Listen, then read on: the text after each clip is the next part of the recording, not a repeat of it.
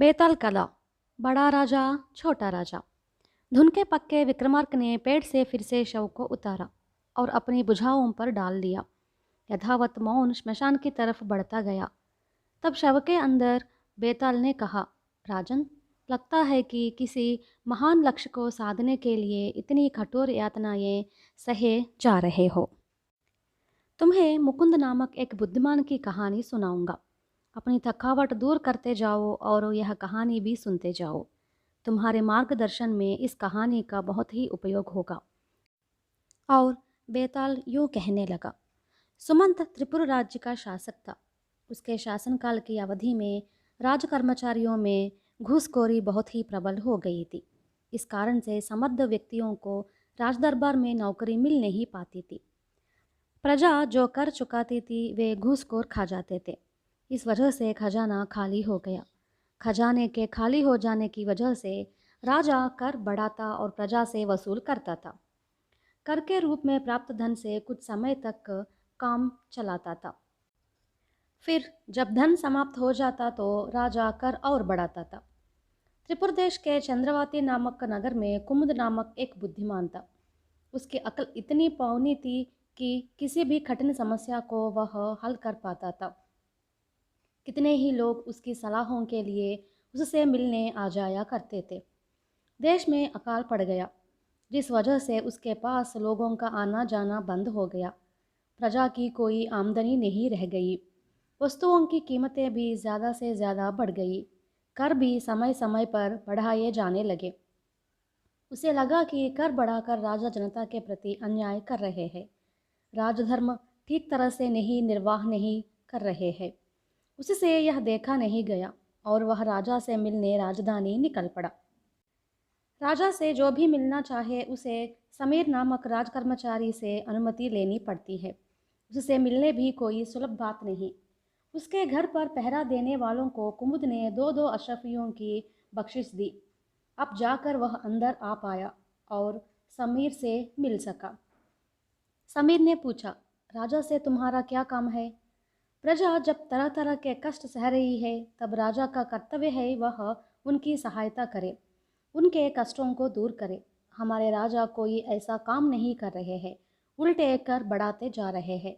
मैं राजा का ध्यान इस ओर आकर्षित करना चाहता हूँ और उन्हें बताना चाहता हूँ कि वे कितनी गलती कर रहे हैं।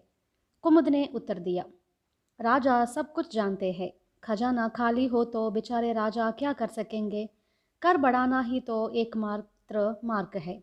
समीर ने कहा, राजा होने का हकदार तो वही है जो इसका मार्ग जाने। अगर उन्हें मालूम ना हो तो मैं उन्हें उपाय सुझाऊंगा। कुमुद ने कहा। समीर ने कहा, वह उपाय क्या है मुझसे बताओ, मैं राजा को सुनाऊंगा। कुमुद ने गंभीरता से कहा, ऐसा नहीं हो सकता, केवल राजा को ही यह उपाय मालूम होना चाहिए, अतः मैं स्वयं उनसे मिलूंगा। राजा का दर्शन करने के लिए कितने ही एर गैर लोग आते रहते हैं। ऐसे लोगों को रोकने के लिए ही मेरी नियुक्ति हुई है। तुम मुझे 100 अशरफियाँ दो, मैं तुम्हें छोटे मंत्री के पास भेजने की अनुमति दूंगा। वे तुम्हें मंझले मंत्री के पास भेजेंगे, मंझला मंत्री तुम्हें बड़े मंत्री के पास भेजेंगे। तुम्हें सबको संतुष्ट करना होगा, तभी तुम्हें राजा के दर्शन हो सकता है। मैं ही एक ऐसा हूँ जो सबसे कम लेता हूँ। समीर ने बिना किसी झिझक के स्पष्ट बता दिया। कुमुद जान गया कि राजा का दर्शन असंभव है, तो वह बहुत ही निराश हुआ। वह राजधानी से जंगल की ओर चल पड़ा। वहाँ एक मुनि से उसकी भेंट हुई। मुनि ने उसे देखकर उससे कहा, अच्छा हुआ तुम सही समय पर आ गए। मैं हिमालय पर्वतों पर जाने वाला हूँ। मेरे पास बहुत ही महिमावान अंगूठी है। मैं चिंतित था कि यह अंगूठी किसे देकर जाऊँ। उस अंगूठी में सफ़ेद पत्थर है। बुरे आदमी से पला पड़ा तो उस अंगूठी का सफ़ेद पत्थर नीला हो जाएगा। इस अंगूठी को पहनने वाला 3 बार अगर पंचाक्षरी मंत्र पढ़ेगा तो वह जो चाहेगा उसे मिलेगा। कुमुद ने मुनि से अंगूठी ली और अपनी उंगली में डाल ली। मुनि के पाँव छूकर प्रणाम किया और चल पड़ा। अंगूठी की महिमा से मुकुंद तुरंत अपने यहाँ गया और अपने परिवार के सदस्यों से बताया कि हम राजधानी जाएंगे और सुखमय जीवन बिताएंगे। उंगली की महिमा के कारण एक संपन्न व्यक्ति ने मुफ्त में उसे अपने घर में रहने की अनुमति दी। राजधानी बड़ा विशाल नगर था। साधारण मनुष्यों से कुमुद मिलता रहा और जानकारी प्राप्त की कि कौन कौन घूसखोर है। ऐसे लोग एक नहीं दो नहीं, हजारों की संख्या में थे। इतनी बड़ी संख्या में उन्हें पाकर कुमुद को बहुत ही दुख हुआ। वह पहले कुमुद नगर के प्रमुख व्यापारी के पास गया। जैसे ही उससे मिला, उसकी अंगूठी का सफ़ेद पत्थर नीला हो गया। अब यह स्पष्ट मालूम हो गया कि वह व्यक्ति अनैतिक है। कुमुद ने उससे कहा, तुम घोर पापी हो। हरिजनों के रूप में मुझे हर मास 10,000 अशरफियाँ दो। इससे पाप धुल जाएगा और पुण्य कमाओगे। तुमने मेरी बात नहीं मानी तो तेरे हाथ पाँव बेकार हो जाएंगे। व्यापारी उसकी धमकी से डरा नहीं। कुमुद ने मन ही मन पंचाक्षरी मंत्र 3 बार जपा। बस व्यापारी वही का वही गिर गया। उसके हाथ पाँव बेकार हो गए। इससे वह घबरा गया और कुमुद को रकम देने का आवश्यक इंतजाम किया। इस प्रकार कुमुद बहुत से अनैतिक व्यक्तियों से मिला और उन्हें डरा धमका कर उनके स्तर के अनुसार उनसे धन प्राप्त किया और ऐसा प्रबंध भी किया जिससे उसे हर महीने में धनराशि मिलती रहे। कुमुद अब बड़े भवन में रहने लगा। उसने घोषणा भी करवाई कि वह गरीबों की सहायता करेगा और उनके जीने के लिए जो आवश्यक वस्तुएं हैं उन्हें मुफ्त में देगा। इससे बड़ी संख्या में लोग उसके पास आने लगे। सामान्य जनता में कुमुद की ख्याति खूब फैली। नीतिहीन व्यक्ति पहले राजा को शिकायत करने से डरे अवश्य, पर धीरे धीरे उन्होंने साहस बटोरा और राजा से फरियाद की। राजा ने बड़े मंत्री को बताया। बड़े मंत्री ने छोटे मंत्री को बताया। इस प्रकार आखिर यह फरियाद समीर तक पहुंची। वह 10 सैनिकों को लेकर कुमुद के पास आया। कुमुद ने कहा, पहले अपने पापों की काफियत दो। कितनी हिम्मत है तेरी मुझसे काफियत मांगने की? तुझे जेल में ठूसना ही होगा। सैनिकों को भी साथ लाया हूँ। अच्छा किया, पहले उन लोगों को अपने घर भेजो और 5,000 अशरफियाँ मंगवाओ। हर महीने इसी तरह रकम भेजते रहो। कहकर 3 बार पंचाक्षरी मंत्र का मन ही मन जप किया। बस समीर वही ज़मीन पर गिर पड़ा। उसके हाथ पाँव बैठ गए। सिपाही उसके घर गए और अशरफियाँ ले आए, तभी वह ठीक हो पाया। मंझले और बड़े मंत्री का भी यही हाल हुआ। वे भी बड़ी बड़ी रकम उसे देते गए। राजा को यह बात मालूम हुई। उन्हें समझने में देर नहीं लगी कि कुमुद कोई साधारण व्यक्ति नहीं बल्कि असाधारण विशिष्ट व्यक्ति है। वह स्वयं उससे मिलने निकल पड़ा। कुमुद ने राजा के पैर छूकर प्रणाम किया।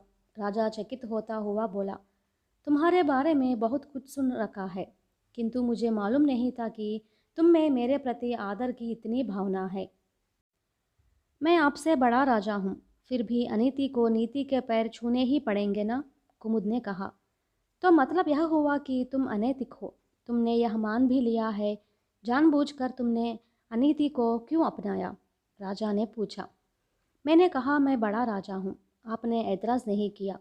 इसका यह मतलब हुआ कि आपने मान लिया है कि मैं बड़ा राजा हूँ।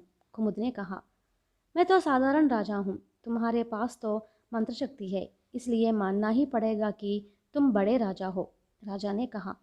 कुमुद हंसकर बोला, आपने राजवंश में जन्म लिया है, फलस्वरूप आप राजा बने। जिस सिंहासन पर आप आसीन हुए, उस सिंहासन ने आपको मंत्र शक्तियाँ प्रदान की है। इसलिए प्रजा अपने ऊपर लगाए गए कर को आपको चुका रही है। आप ही बताइए, हम दोनों में फ़र्क ही क्या है? खजाना क्यों खाली हो रहा है? आपने कभी सोचा भी है कि राज कर्मचारी प्रजा के धन का दुरुपयोग कर रहे हैं? आपके अधिकारियों तथा व्यापारियों में अनीति सीमाओं को पार कर चुकी है। कुमुद ने कहा।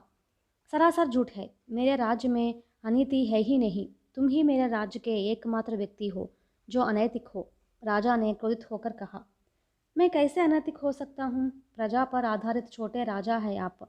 मैं आधारित हूँ कुछ अनैतिक व्यक्तियों के धन पर। मैं इसलिए बड़ा राजा हूँ, कुमुद ने कहा। राजा में कुमुद की बातों से ज्ञानोदय हुआ।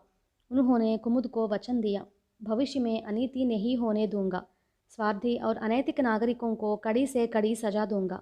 न्याय की आधारशील पर अपना शासन चलाऊंगा।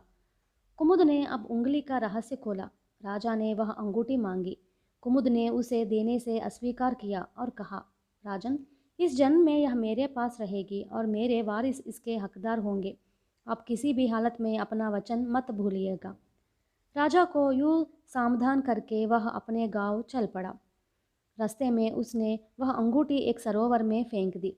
पूरी कहानी सुनने के बाद बेताल ने कहा, राजन, मानता हूँ कि कुमुद बुद्धिमान है, जनता के कल्याण का इच्छुक है, पर तुम्हें नहीं लगता कि उसका बर्ताव अविवेकपूर्ण है?